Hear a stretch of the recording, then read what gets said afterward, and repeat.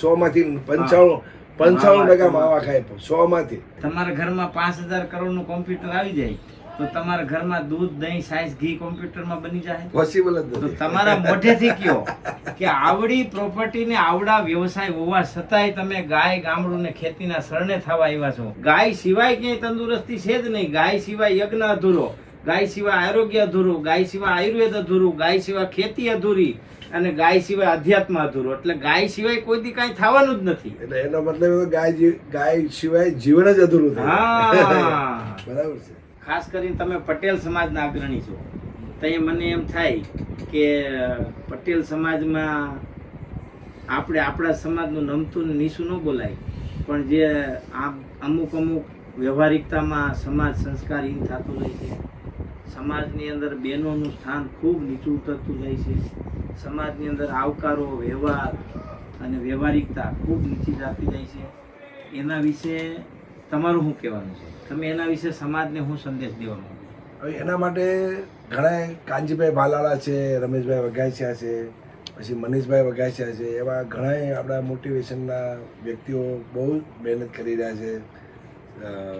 સૌજીભાઈ વેકરિયા છે, સૌજીભાઈ વેકરિયા, સૌજીભાઈ ધોળકિયા એ ઉદ્યોગપતિ છે, એ પણ બહુ સારું કામ કરે છે. પણ જે વક્તા તરીકે બંને સૌજીભાઈની વાત કરું છું, એ ગોવિંદભાઈ છે, વસંતભાઈ છે, એ બધા મોટા આપણા વલ્લભભાઈ કિરણવાળા છે, પછી ખેની છે, પ્રવીણભાઈ ખેની છે, એ બધા જ એટલે બહુ બધા આપણે 100 એવા વ્યક્તિઓ છે ઉદ્યોગપતિ, એ આ સમાજની ચિંતા કરી જ રહ્યા છે.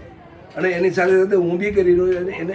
એની સાથે સાથે બધા લોકો જે બેન દીકરીઓને મોટિવેશનની તાલીમ આપે છે, એના પેલા પ્રોગ્રામો રાખે છે. અમે પણ મુંબઈની અંદર રાખીએ છીએ. અને વધારે બેન દીકરીને આ જીવનની અંદર શું કેવું કરવું જોઈએ, સ્વાગત, ઘરે મહેમાન આવતા હોય, મા બાપની સાથે કેવી રીતે રહેવું જોઈએ, લગ્ન થયા પછી સાસરે કેમ રહેવું જોઈએ, એ બધી મહેનત તો કરી જ રહ્યા છે. અને હજી કંઈક ઉણપ છે તો હજી અમે કોશિશ તો અમે કરવાના જ છીએ અને કરતા રહેવાના છે. અમે અમારો સ્વભાવ નહીં છોડવાના. જેટલા બી છે એ લોકો જે પોઝિટિવ છે એ કોઈ દી એનો સ્વભાવ છોડવાના નથી. પ્રયત્ન તો અમે કરી જ રહ્યા છીએ અને ખરેખર કરી રહ્યા છીએ અને હજી કરતા રહીશું. બહુ સરસ. ભગવાન તમને એમાં ખૂબ સફળતા આપે. પણ આ વિડીયોના માધ્યમથી સમાજને મારો પણ એક સંદેશ છે કે મિત્રો, ભણતર છે ને એનો હું વિરોધી નથી, અંગ્રેજી બોલવાનો વિરોધી નથી. હું પોતે અંગ્રેજી બોલું છું, હિન્દી બોલું છું, મરાઠી બોલું છું. જે જગ્યાએ જે ભાષાથી કામ થતું હોય એ ભાષાનો ઉપયોગ કરવો જોઈએ, એ આપણી વ્યવહારિકતા છે. પણ અંગ્રેજી બની જવું ને એ એક દૂષણ છે. આપણા સંસ્કાર, આપણી ભારતની ઓળખાણ, સનાતન સંસ્કૃતિની ઓળખાણ, ગાય ગામડું ને ખેતી, એના માધ્યમથી આપણે વિશ્વમાં ઓળખાતા હતા અને હવે આપણે મૂકી દીધું છે ગાય ગામડું ને ખેતી. મિત્રો, આ ભાઈ તો ખૂબ હજારો કરોડની પાર્ટી છે એમ કહી શકાય. પણ તમારી પાસે કદાચ 5,000 કરોડનું કોમ્પ્યુટર આવી જાય તો મારો તમને એક પ્રશ્ન છે, તમારા ઘરમાં 5,000 કરોડનું કોમ્પ્યુટર આવી જાય તો તમારા કોમ્પ્યુટરમાં ખાવાનું બની જાય?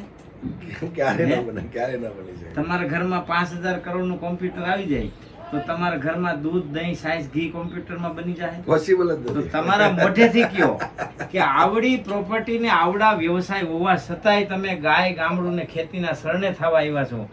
એક સમાજને સરસ સંદેશ આપો કે તમે બધું જોઈ લીધું છે, તમે હળ પણ આખી લીધું છે અને તમે પ્લેનમાં પણ ઉડી લીધું છે, તમારા ઘરના હેલિકોપ્ટર છે એમ કહી શકાય. પણ છતાંય તમને ગાય ગામડું ને ખેતી કેમ સાંભળાય?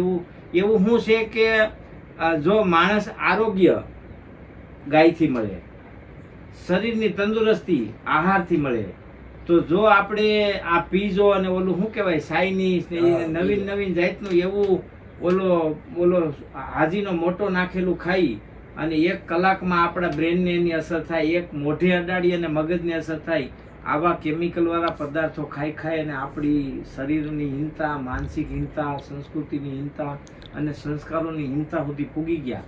હવે તો એવા ડેન્જર કેમિકલો હોટલોમાં વપરાવા માંડ્યા કે એ કેમિકલો માણસની જીભને અડે ને એટલે માણસની માનસિકતાથી લઈને આખી વિકૃતિ આવી જાય. જે કામ ન કરતો એ બધા કરવા માંડ્યા. તો આવી પરિસ્થિતિમાં સમાજે, ખેડૂત સમાજે અને ખાસ કરીને આપણા સમાજે ગાય અને ગામડુંને શું કામ પકડી રાખવી જોઈએ? કારણ કે તમે તો 5,000 લીટર દૂધ ખાઈ શકો એમ છો, છતાંય તમે ગાય પાસે કેમ આવ્યા એમ. તો મિત્રો આ બહુ મોટો સંદેશ છે કે આટલો વ્યવહારિક, આટલો વહીવટ, આટલો વ્યવસાય હોવા છતાંય જો એ માણસ ગાય પાસે આવતો હોય તો મારા ગામડાના ખેડૂતોને, ખેડૂત પરિવારોને મારી બે હાથ જોડીને વિનંતી છે કે તમે તમારા ગાયના દૂધ, ઘી, દહીં, છાશ, ગોબર, ગોમૂત્ર એનું મૂલ્યવર્ધન કરો અને એને સમાજનું અભિન્ન અંગ બનાવી દો. તમારી ગાડી કોઈ દી પાછી નહીં પડે. અને આ તો નાની પાર્ટી છે, હજી આથી મોટી પાર્ટી ગાય પાસે આવવું પડશે, કારણ કે જગતમાં ગાય સિવાય કાંઈ છે જ નહીં. ગાય સિવાય ક્યાંય તંદુરસ્તી છે જ નહીં. ગાય સિવાય યજ્ઞ અધૂરો, ગાય સિવાય આરોગ્ય અધૂરું, ગાય સિવાય આયુર્વેદ અધૂરું, ગાય સિવાય ખેતી અધૂરી અને ગાય સિવાય અધ્યાત્મ અધૂરું. એટલે ગાય સિવાય કોઈ દી કાંઈ થવાનું જ નથી. એટલે એનો મતલબ ગાય સિવાય જીવન જ અધૂરું થાય. હા બરાબર છે. તો ગાયનું મહત્વ તો એ છે કે આપણે રોજ મિની મૃત્યુની નજીક પહોંચી જાય છે. સાંજે સૂઈએ છીએ, સવારે ઉઠીએ ત્યારે ખબર પડે કે મારું આ ઘર છે, મારા બાળકો છે, મારો પરિવાર છે, ત્યારે જ ખબર પડે છે. એટલે આજે જીવન એ બહુ મહત્વનું થઈ ગયું છે. ગમે એટલા પૈસા હોય પણ આપણું શરીર સુખ ન હોય તો એનો કોઈ મતલબ જ નથી. અને એ ગાય આધારિત ખેતી કરીને જે એ જમશું આપણે તો જ આપણે સુખી થવાના છીએ. અને આજની જમીન છે ને, રાસાયણિક જમીનમાં એકદમ બધું ખતરનાક થઈ ગયું છે. કાંઈ ઘટતું નહીં, કાંઈ રહ્યું જ નથી, નિછોવાઈ ગઈ છે. તો જમીનને સારી કરવા માટે ગાય આધારિત ખેતી કરે. ગાય આધારિત ખેતી કરીને એની અંદર ઓર્ગેનિક ખાય, લોકોને ખવડાવે. આ જો લોકો લક્ષ્ય રાખશે ને તો જીવન છે ને કે આવતી પેઢીમાં ઘરે ગામડે અમુક ગામડાઓમાં કોઈ ઘર બાકી નથી કેન્સર વગર. કોઈ આપણી પાસે બે વસ્તુ બહુ ઓપોઝિટ છે આપણી સાથે. એક રાસાયણિક ખેતી અને વ્યસનથી કોઈ 100માંથી 95% માવા ખાય 100માંથી. અને આપણે એમાંથી ક્યારે છૂટી શકીએ? તો ગાય આધારિત ખેતી કરીએ અને વ્યસન મુક્ત થાય તો જ જીવન મળી શકશે. નકર જીવન છે ને પ્રાણવાન સમાજ અને તંદુરસ્ત સમાજનું નિર્માણ માત્ર ગાયના માધ્યમથી જ થશે. અને એ ચોક્કસ છે. જેટલા જગતમાં માનવ જાતિ, હું કોઈ સમાજ માટે વાત નથી કરતો, આ પૃથ્વી ઉપર માનવ જાતિ જેટલી ગાયથી ડિસ્કનેક્ટ થાય એટલા રોગ, ડિપ્રેશન અને માનસિક તણાવના ભરડામાં જાતી જાય. આ બધી વસ્તુથી બચવું હોય તો માત્ર ને માત્ર ગાયના ઘી, દૂધ, દહીં, છાશ અને ગાયની સાથેના ધુબાકા. વંદે ગો માતરમ. કાંઈ વધારે કહી દીધું હોય તો માફ કરજો. જય ગો માતા, જય